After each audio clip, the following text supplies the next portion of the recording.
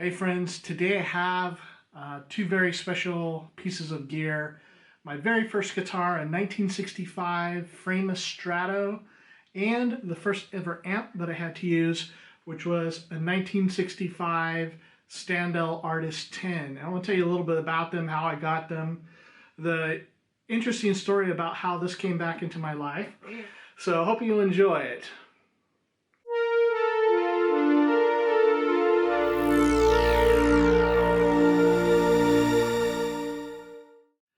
So the story begins with this guitar, and this guitar is a 1965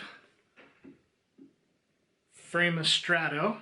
And the story goes that way back when I was in 5th grade, my parents bought a saxophone so I could be in the school band, and progressed at it at a faster rate than the rest of the band and got a little bit bored with it, and so ended up giving it up, which of course then meant my parents wouldn't buy me any more musical instruments. And so, well, being a young person, not having money myself, and even after I started mowing lawns, to get a guitar back then was kind of expensive, and it wasn't really the first thing on my mind at that moment. But one Saturday afternoon, summer before high school, family was with my great aunt and uncle and other family, and I remember being bored out of my mind. Just family get together. My great aunt goes into the closet sometime during it, and she pulls out this guitar. And she says, "This is my son's guitar. He hasn't played it in a long time." And by this time, the guitar was almost 30 years old already. And she said, because he had become an organist, so he didn't really spend any time on the guitar anymore, and it had just been sitting in the house. And so she said, "Well, do you want to play on it?" So I said, yeah. So I sat and I plinked around on it, didn't have any idea what I was doing with the guitar, but enjoyed it, and it sure helped with the boredom that afternoon. And so by the time we left, she said, "Why don't you take it home with you? You can have it, and if you want to learn guitar." So I thanked her, and I took it home. And so, of course, back in those days, we didn't have the internet. And so I went and bought a Mel Bay chord book. Shows you how, the pictures of how to play the chords, if you remember those. Young guitarists have it a lot easier these days with YouTube and all the resources online. But I went and got this chord book. We didn't have money for guitar lessons, and I ended up buying, I think, also a Beatles chord book.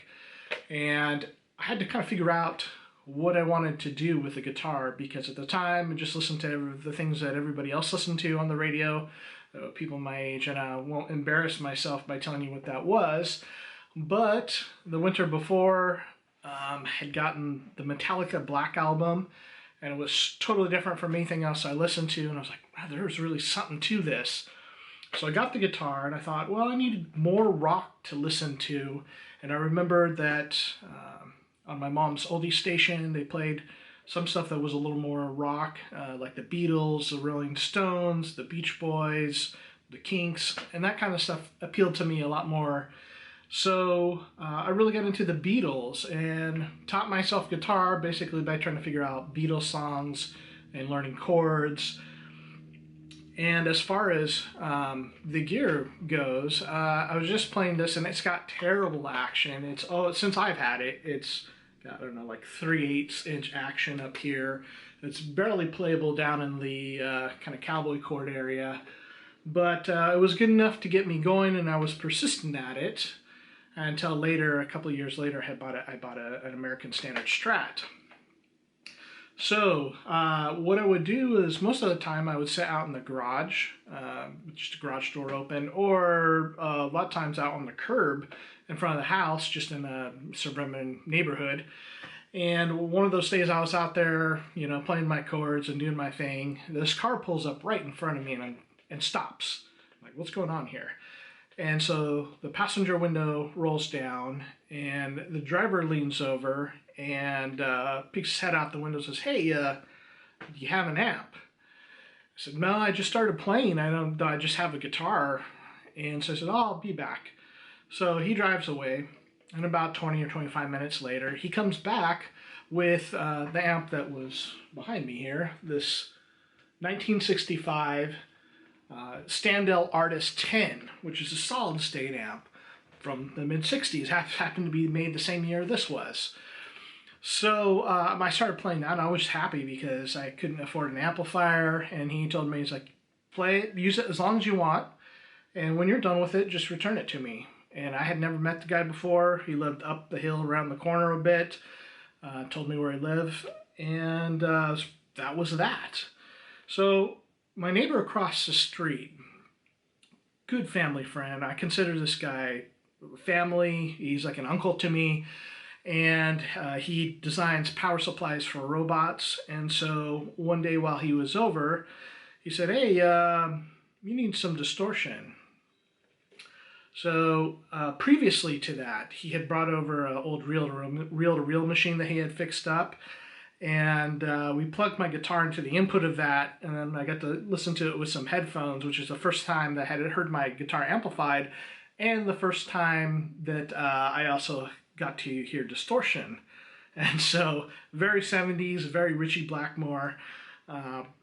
But that was my first time. So when he came over and said, hey, we need to do something about this because you need some distortion. And yeah, I do, right? So I'm sitting in my garage playing guitar, and he goes over to his garage right across the street, and I see him working at his bench for about an hour. And he comes by with this little blue box with one knob on it and some jacks.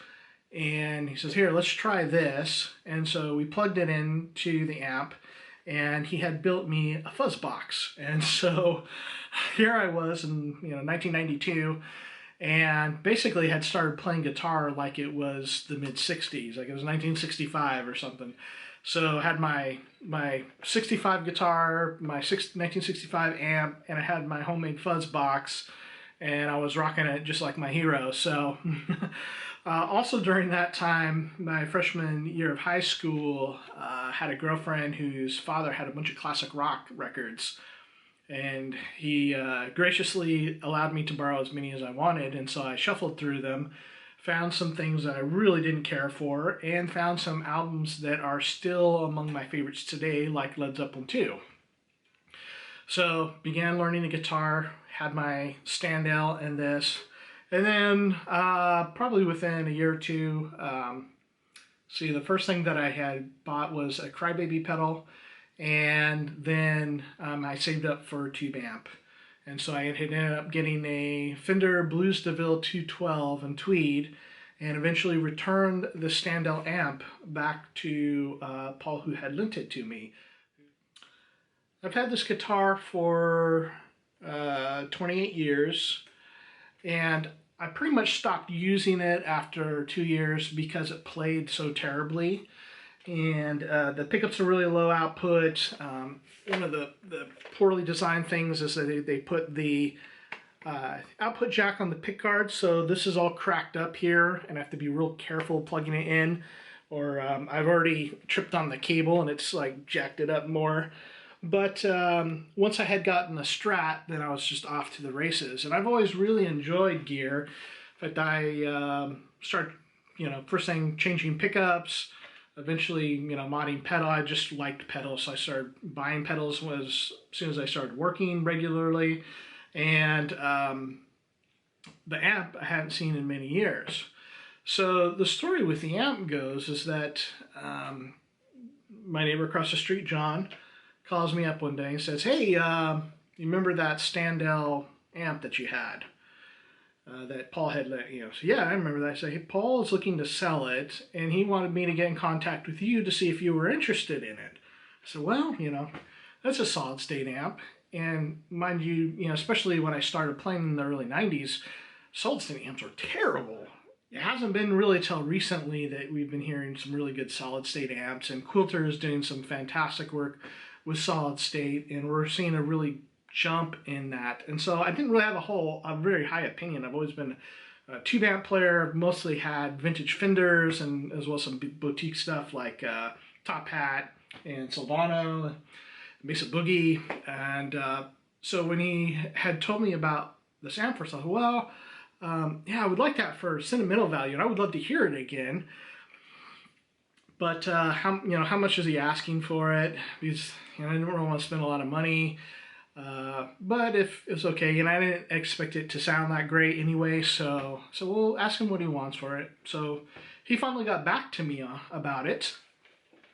And he said, hey, he wants $100 for it. I'm like, are you kidding? Yeah, that's great. Tell him I'll buy it. So drove out there and picked up the amp from him, and I took a Strat out with me, and so we met up on my parents' house, and I hadn't heard this amp in 20-something years. So I plugged my Strat into it, and it sounded really good. I was pretty amazed, and prior to picking it up, I did a little research on it too, because I had some pictures of it, I knew what it was. So come to find out that it was, not the kind of solid state that I had grown up with. Standel, I believe, was at least making amps from the 50s. I don't know their entire history, but they were kind of a high-end amp manufacturing company. And so they started with tube amps, then hybrids, and then this is one of their first solid-state amps. But an interesting thing is it uses germanium transistors instead of silicone. And it has germanium transistors are well known for a very warm sound to them. And a lot of the original fuzz faces used germanium transistors. Eventually they transferred over to silicone because the silicone is less temperature sensitive, but they're a little bit brighter, a little bit brasher sounding. Okay, here we are with the amp. As you can tell, it's a head and speaker cabinet combo. Check out the really groovy handle on top, and it has one on the cabinet. The head sits on top of the cabinet with this hardware, as you can see, and it just slides out. It allows you to either have it straight or tip back a little bit, which is nice when you're standing up over it. The amp has two channels.